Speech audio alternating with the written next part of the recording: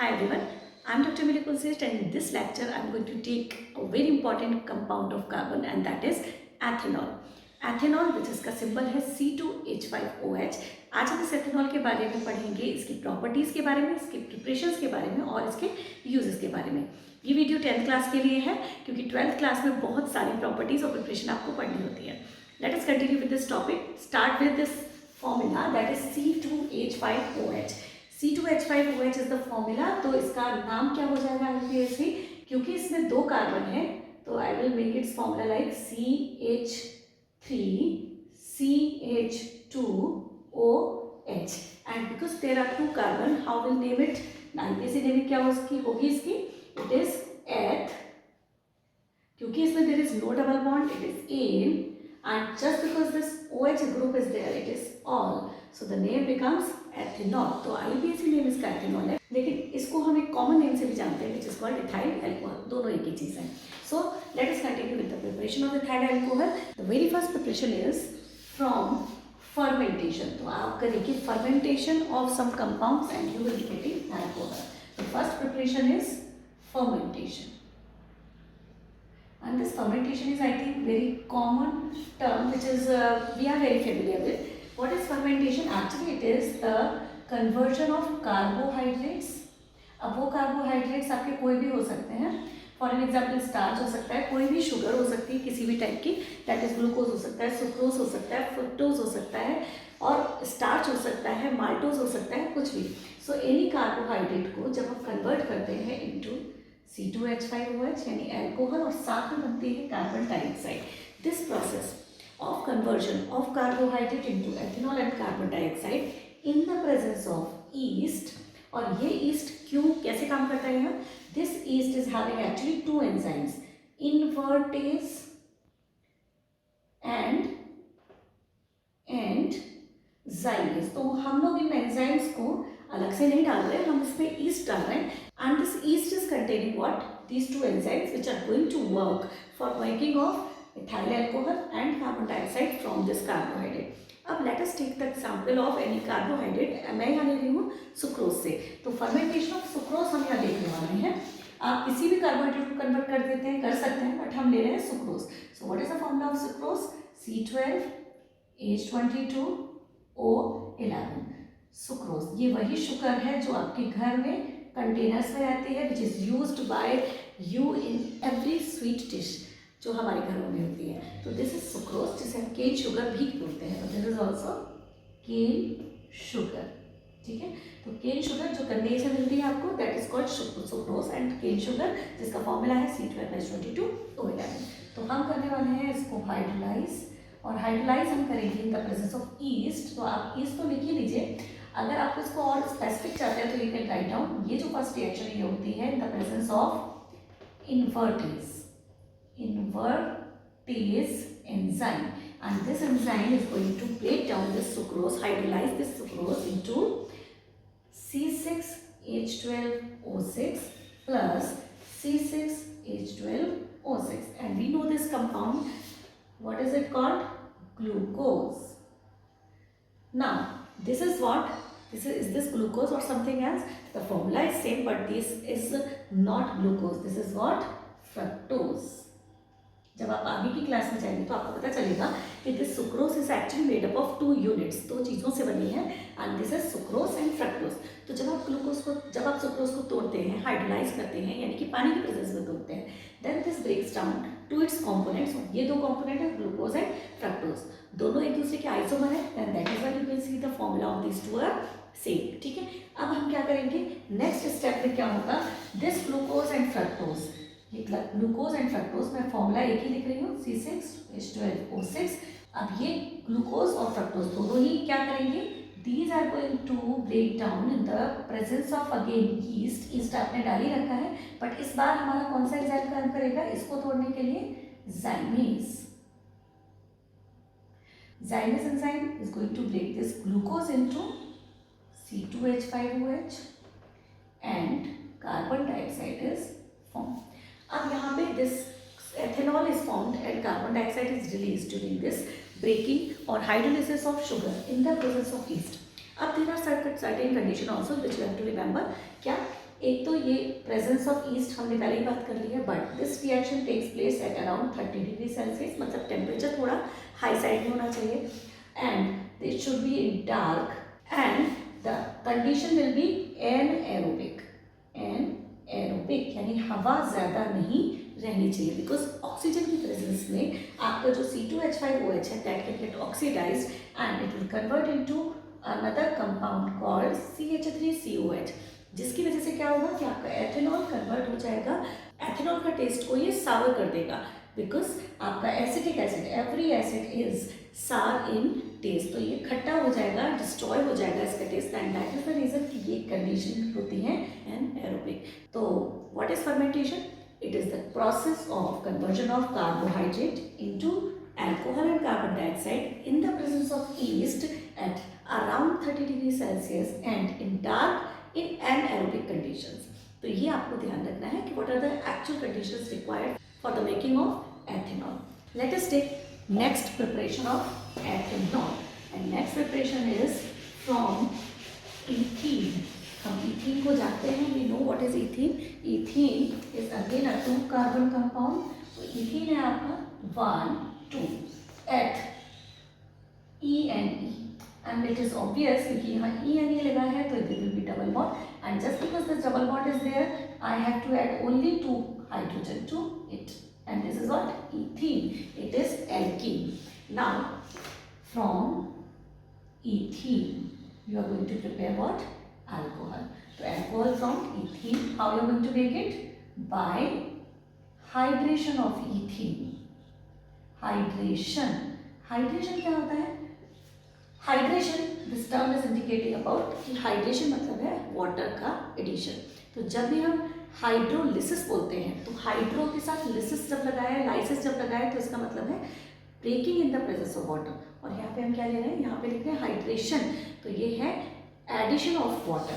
तो I am going to take 1 ethene and I am going to take water to it, and this water molecule is added to this, so this reaction takes place in the presence of H+ ion concentrated H2SO4 की presence में, जो आपको ध्यान रखना है क्योंकि ये catalyst है इस रिएक्शन में। अब क्या होगा देखिए यहाँ पे, दिस बॉन्ड, फर्स्ट 1 बॉन्ड है ना, यहाँ पे 2 बॉन्ड है, ये सेटिस्फाई होना चाहिए, एडिशन रिएक्शन देता है, we know that alkene gives addition reaction, alkyne gives addition reaction, तो यहाँ पे एक बॉन्ड टूटेगा। जब एक बॉन्ड टूटेगा, देखिए यहाँ पे मैं इसे इस तरीके से ड्रॉ करती हूँ, C डबल बॉन्ड था, मैंने एक बॉन्ड तोड़ दिया, H and H, already 2 H's are there, ठीक है, मैंने एक बॉन्ड तोड़ा तो 2 बॉन्ड क्रिएट हो गए, 2 वैलेंसी क्रिएट हो गई, क्योंकि एक बॉन्ड का मतलब है 2 electron, and 2 electrons, now this carbon is taking this one and this carbon is taking this one, दोनों ने अपना अपना बॉन्ड तोड़ के अपने अपनी वैलेंसीज को वापस क्रिएट कर लिया। Now what will happen, when this water will break down as H and OH। मैं ज़्यादा डिटेल में नहीं जा रही हूँ because it is not in the syllabus, cation and anion of the carbon are not in your syllabus, इसलिए हम बस इतना ध्यान रखें, एक बॉन्ड तोड़े, 2 वैलेंसी क्रिएट करें, उसके बाद H एंड OH को उसमें ऐड कर दें। सो this is done, CH3 CH2OH. So this way you can prepare ethanol from ethene. यानी एल्कीन से ethanol can be prepared by the hydration of alkenes. Now let us see what are the properties shown by this ethanol. Start करते हैं properties से. Okay, the first thing is कि this is a colorless compound. ये आपको पता है, तो it is colorless. It is having a characteristic odor.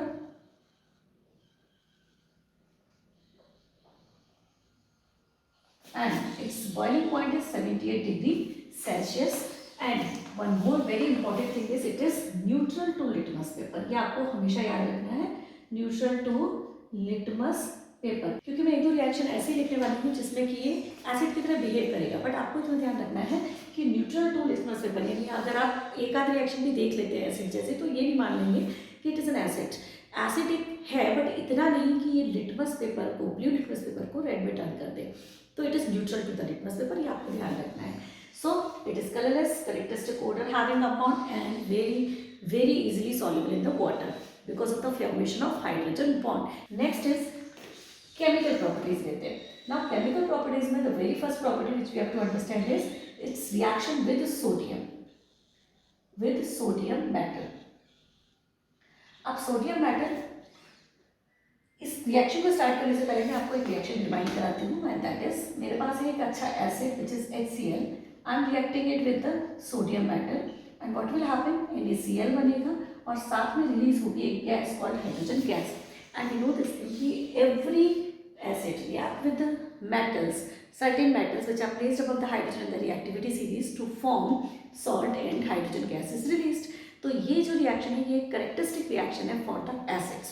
लेकिन यहाँ पे तो ये क्योंकि स्ट्रॉन्ग एसिड था, ये काफ़ी सारे मेटल्स के साथ रिएक्ट कर सकता था, every metal which is placed above the hydrogen in the reactivity series. But यहाँ पे क्योंकि हम ले रहे हैं एथेनॉल, और मैंने अभी अभी कहा कि ये इतना ज़्यादा एसिडिक नहीं है कि लिटमस पेपर का कलर चेंज कर दे ब्लू टू रेड, बट थोड़ा सा एसिडिक है, ये बहुत अच्छे वाले मेटल से रिएक्ट कर सकता है। तो हमारा वो जो अच्छा वाला मेटल है वो यहाँ सोडियम है। अब ये नहीं है कि आप इसको हर मेटल के साथ रिएक्ट करवा सकते हैं, like magnesium, like aluminium. Sodium metal के साथ it gives a reaction very easy. So we have C2H5OH. Now this is going to react with sodium metal. क्या होगा, बिल्कुल वैसे रिएक्ट करेगा जैसे यहाँ हो गया था। क्या बनने वाले हैं यहाँ पे दो आयन, C2H5O माइनस, इसका नाम है इथॉक्साइड, क्योंकि ये एथेनॉल से बना है तो इथेनॉल से बना हुआ oxide ion called ethoxide ion and H plus. तो आपका H प्लस तो कन्वर्ट हो जाएगा इनटू हाइड्रोजन गैस, और आपका ये तो प्लस बनाएगा, ये माइनस है, तो C2H5O and Na plus.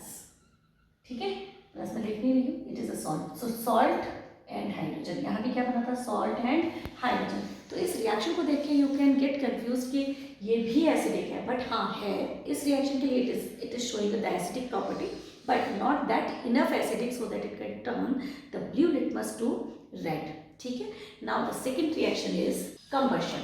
Combustion is the second reaction and we know COMBUSTION. Combustion is what? When we burn it in the presence of oxygen, it will give you every carbon compound। तो ये reaction बहुत special नहीं है, और ये तो हमें एक साथ कंबशन में ही लर्न करनी है कि हर कार्बन कंपाउंड जब भी बर्न करता है तो वो तीन चीज़ें तो निकालेगा ही। One is carbon dioxide, second is water, क्योंकि carbon and hydrogen both are present, दोनों में ऑक्सीजन ऐड हो जाएगी, और तीसरी चीज़ वो है which makes it a very good fuel, that is energy, huge amount of energy, and that is the reason we use these carbon compounds as fuels. तो बस कंबशन कर लीजिए, क्या बनने वाला है, CO2 बनेगा, H2O बनेगा और बहुत सारी एनर्जी रिलीज होगी। ठीक, now the next reaction is third reaction, oxidation. Oxidation of ethanol. अब कंबशन भी is a type of oxidation, but oxidation हम एक स्पेशल टर्म यूज करते हैं जब we are using oxidising agent, certain chemicals जो कि ऑक्सीडाइजिंग एजेंट की तरह काम करते हैं और चीज़ों को ऑक्सीडाइज कर देते हैं। ठीक है, तो ये देखिए C2H5OH। अब ऑक्सीडेशन के लिए मैं लूँगी oxidising agent, and you do remember ये जो मैं लिखने वाली हूँ this is going to be there in your examination. तो क्या है हमारे पास oxidising agent, alkaline KMnO4, alkaline KMnO4। यहाँ पे N is small and this element is called manganese, तो इसका नाम है potassium permanganate. And the another compound which can be utilized for the oxidation purpose and which can work as an oxidizing agent is acidified K2Cr2O7, यानी potassium dichromate. तो मैं यहाँ पे इनके नाम लिख देती हूँ, पोटेशियम परमैंगनेट, और दूसरा कंपाउंड था potassium dichromate. And you are not suppose to forget this two compound, क्योंकि ये हैं बहुत अच्छे oxidising agent which you will be getting in the higher classes everywhere. तो जब भी ऑक्सीडाइजिंग की बात आएगी, किसी चीज़ को ऑक्सीडाइज करना होगा, तो these are the best one. आप इनमें से एक ले सकते हैं, कोई भी, ज़रूरी नहीं है कि दोनों लिए जाएं, बट अगर आपको रिएक्शन दी जाएगी तो मे बी कि यहाँ पे ऑन द एरो ये कंपाउंड्स लेके हो, फिर आपको कहा जाएगी to complete the reaction. At that time अगर बाई चांस आप ये भूल जाते हैं, ये भूल जाते हैं, तो यू विल गेट कन्फ्यूज। तो आप दोनों का नाम याद रखिए, क्योंकि आगे भी ये आपको काम आएगा। अच्छा, काम क्या है इनका, हम लोग बात कर रहे थे, क्योंकि ये वर्क कर रहे हैं एज एन ऑक्सीडाइजिंग एजेंट। तो कुछ कुछ ऐसा होता है इनके अंदर, अभी हम डिस्कस नहीं करेंगे, but they react in such a way so that they release oxygen. तो ये जो है क्या करते हैं, इस एलिमेंट, इस कंपाउंड को ऑक्सीजन प्रोवाइड कराते हैं। ये जो ऑक्सीजन है, ये मैंने O2 नहीं लिखा है जस्ट बिकॉज ये ऑक्सीजन गैस नहीं है, ये क्या है, एक ऑक्सीजन एटम है जो कि इनकी रिएक्शंस, यानी एसिड की रिएक्शन K2Cl2O7 के साथ जब होती है तब ये रिलीज होता है, और ये ऑक्सीजन गैस नहीं है, ये एक न्यूली फॉर्म्ड ऑक्सीजन एटम होता है जो बाद में कन्वर्ट होगा into another compound. And this these two also do the same something kind of, जिसमें कि आपको ऑक्सीजन मिलेगा। तो कुल मिला के ये दोनों क्या करते हैं, ऑक्सीजन रिलीज करते हैं, not gas, it is a oxygen which is oxygen atomic form. इसको हम बोलते हैं नेसेंट ऑक्सीजन। क्या बोलते हैं इसे, nascent oxygen, newly born. Nascent means newly born, nascent baby होता है, nascent oxygen means newly born oxygen which is highly reactive. तो ये और फटाफट से इसके साथ रिएक्ट करके इसको ऑक्सीडाइज करेगा। अब आपको ध्यान में रखना है कि C2H5OH में कितने कार्बन है, 2। Same number of carbon atom के साथ आपको एक ऑक्सीडाइज्ड प्रोडक्ट मिलेगा, and that is called ethanoic acid, and this is CH3COOH। The name of this compound is ethanoic acid. Okay, so this is what the reaction called oxidation in the presence of oxidizing agent, alkaline caminophore and acidified K2Cl2O7. Is it done? Now let's move to the next reaction, and the next reaction is dehydration. तो मैं लिखती हूँ dehydration and loving this previous reactions. Dehydration of alcohol. तो let's start with this reaction number 4. Dehydration of alcohol. इनका dehydration किया जा सकता है, that is why we are learning them in the reactions, है ना, प्रॉपर्टीज में पढ़ रहे हैं मैंने। अब मैं लिख रही हूँ यहाँ पे अल्कोहल, एक को रिएक्शन रब कर देती हूँ।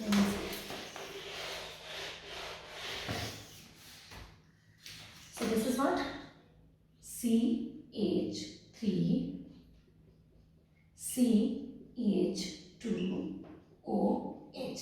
इसका हम करने वाले डिहाइड्रेशन। अब डिहाइड्रेशन मतलब वाटर का रिमूवल, डी मतलब यहाँ पे होगा removal.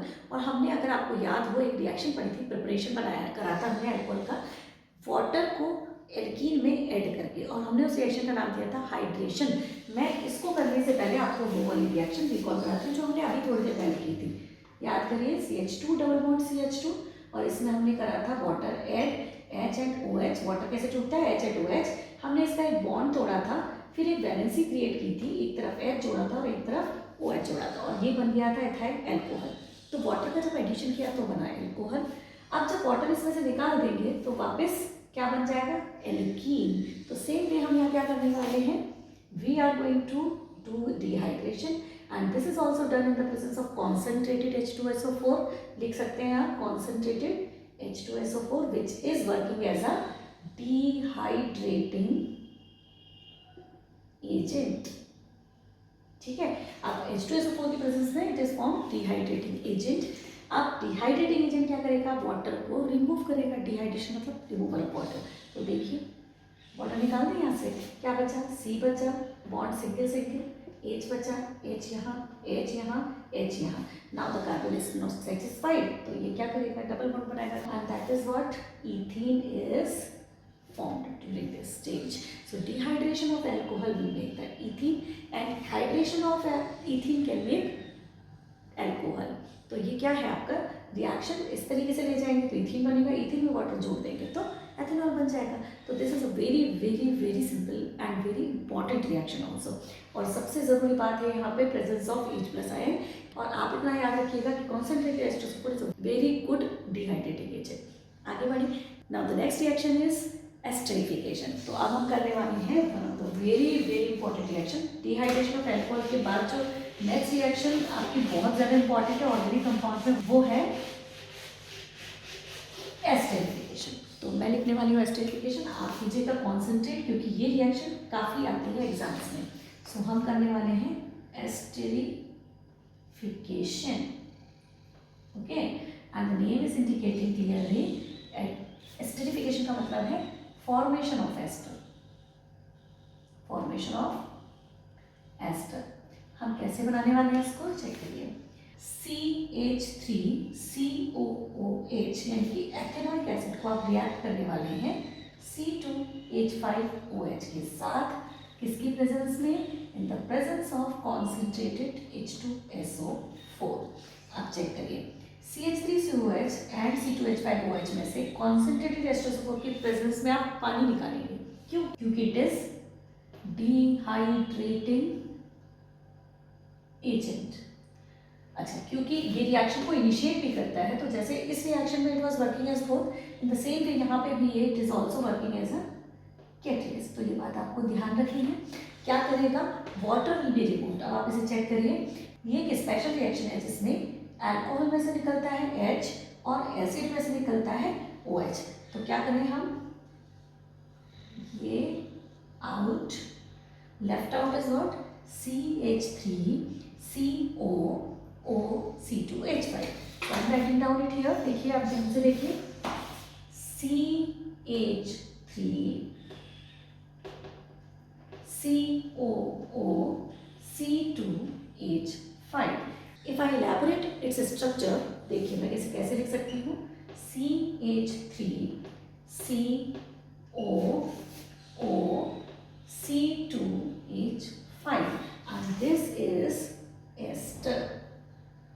And what are esters? Esters are sweet smelling compounds which are used for the various purposes like flavoring agents की तरह यूज़ करते हैं। मतलब आप लोग जो मार्केट में फ्लेवर्स खाते हैं ना, जैसे कि बनाना फ्लेवर है, आइसक्रीम खाते हैं, तो that ice cream which is containing banana flavour, which is having pineapple flavour and many other oranges flavour and all, तो उसमें क्या होता है? These flavouring agents are used there.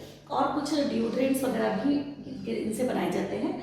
तो फ्लेवरिंग एजेंट्स मोस्टली कैसे बनाए जाते हैं? अल्कोहल और एसिड्स। अब यहाँ पे आपका फ्रूट लाइक स्मेल मिलेगी and that fruit like smell is indicating the presence of ester. Ester का फॉर्मेशन कंफर्म करेगी। ध्यान आपको ये रखना है इन दिस रिएक्शन, क्योंकि this reaction is a reversible reaction. मतलब अगर आपने यहाँ पर जो वाटर रिमूव हुआ है, ये जो वाटर बनाया ना, that will be the product. तो CH3COC2H5 will be formed along with formation of water.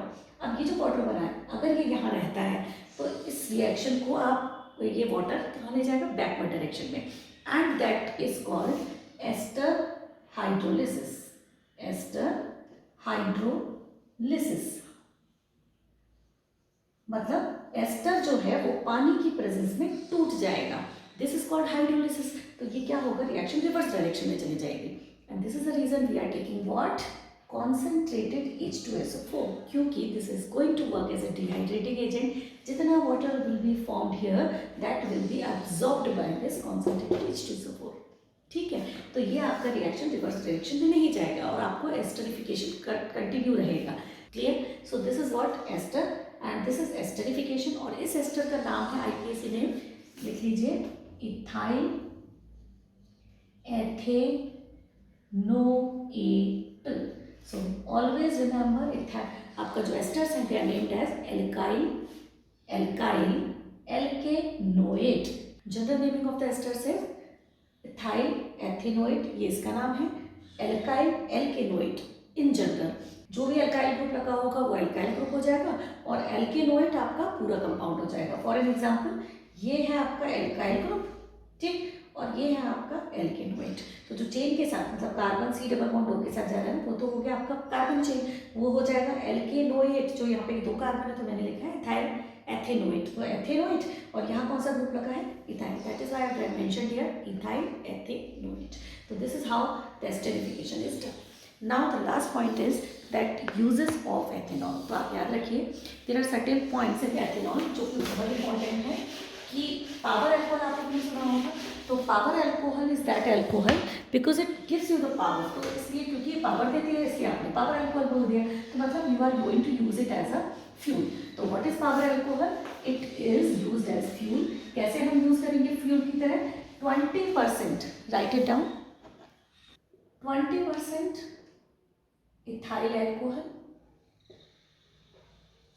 And 80% of gasoline यानी पेट्रोल। 20% रेशियो 80% के साथ आपका जो इथाइल अल्कोहल प्लस गैसोलीन का रेशियो है, that is known as power alcohol. तो power alcohol, this is used as a fuel and this is used just we are saving 20% of the petrol in this case. ठीक है. दूसरा एक common term है in terms of alcohol, that is called absolute alcohol. Absolute alcohol is what? Absolute alcohol is 100% alcohol. ठीक. एक और है that is rectified spirit. Rectified spirit. Rectified spirit का मतलब है 95.6% बाई मास अल्कोहल होती है, ethyl alcohol, and rest of the contents are of water. तो ये हो गया actually solution of alcohol in water, जिसमें 95% बाई मास अल्कोहल है एंड रेस्ट इज वाटर. ठीक है. इसके अलावा हम कहाँ यूज़ कर सकते हैं अल्कोहल को? तो ये आपकी तो it is going to work as a antiseptic to sterilize the wounds. तो it is a very good sterilizer which is very commonly used in the hospitals. इसके अलावा एक और कंपाउंड है which is called tincture of iodine. Tincture of iodine. And what is this?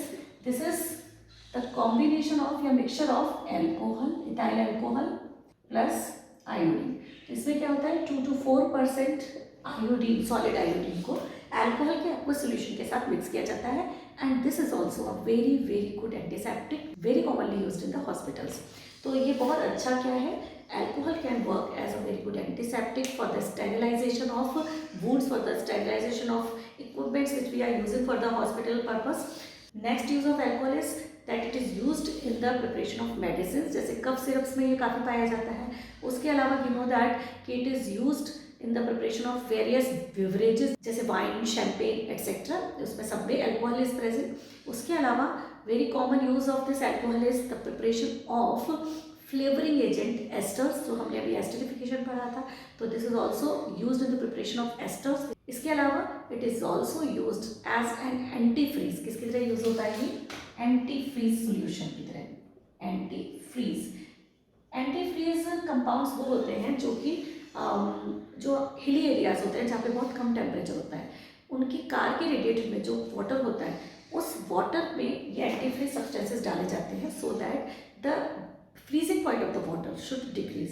तो alcohols are very good antifreeze compound which are used in the car radiator to decrease the freezing point of water.